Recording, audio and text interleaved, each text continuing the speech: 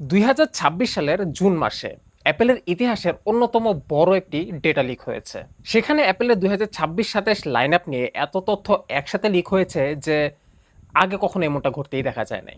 তো চলতি বছরের সেপ্টেম্বরে আমরা দেখতে যাচ্ছি আইফোন 18 প্রো, 18 প্রো ম্যাক্স এবং অ্যাপেলের সর্বপ্রথম foldable smartphone iPhone ultra.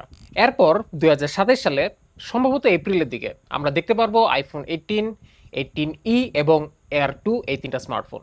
Leaked তথ্য অনুযায়ী আইফোন এয়ার 2-তে থাকবে 6.55 inch 120 hertz LTPO OLED display, iPhone 18-এ পাবেন 6.3 ইঞ্চ 120 হার্টজ এলটিপিও অ্যামোলেড এবং বাজেট ওরিয়েন্টেড অপশন আইফোন 18E-তে থাকবে 6.12 ইঞ্চ 60 হার্টজের এলটিপিএস ওলেড প্যানেল। মানে এইবারও আইফোনের বাজেট মডেলে প্রমোশন সাপোর্ট থাকছে না। ডিজাইন এবার অপরিবর্তিত থাকছে, যেটা আসলে অনেকেই ভাবছিল যে এই বছর অন্তত অ্যাপেল এই ডিজাইন ল্যাঙ্গুয়েজ থেকে বেরিয়ে আসবে। লিকড তথ্যে একটা ড্রপ টেস্ট ভিডিওতে দেখা গেছে এর প্রায় অপরিবর্তিত ডিজাইন। কতটুকু ডিউরেবল হলো তা জানা যায়নি, বাট অ্যাপেল ইভেন্টে আমরা স্ট্রংগেস্ট আইফোন এভার এই ডায়লগটা অবশ্যই শুনতে যাচ্ছে।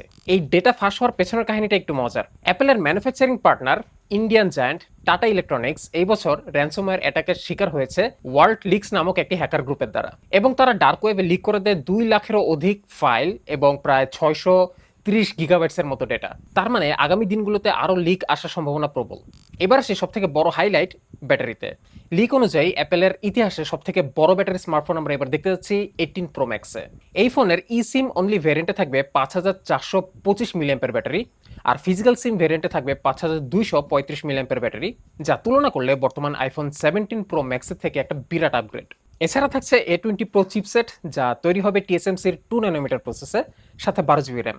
ক্যামেরা থাকছে নতুন Sony IMX 905 main camera sensor, যা রিপ্লেস করবে প্রিভিয়াস IMX 903 সেন্সরকে, এবং প্রথমবারের মতো অ্যাপল নিয়ে আসতে যাচ্ছে ভেরিয়েবল অ্যাপারচার, যা বাজারে প্রথম এসেছিল স্যামসাং এর হাত ধরে, যেটা তারা নিজেরা এখন আর তৈরি করে না, তবে এইবার থেকে বানাবে বলেই আমার মনে হচ্ছে।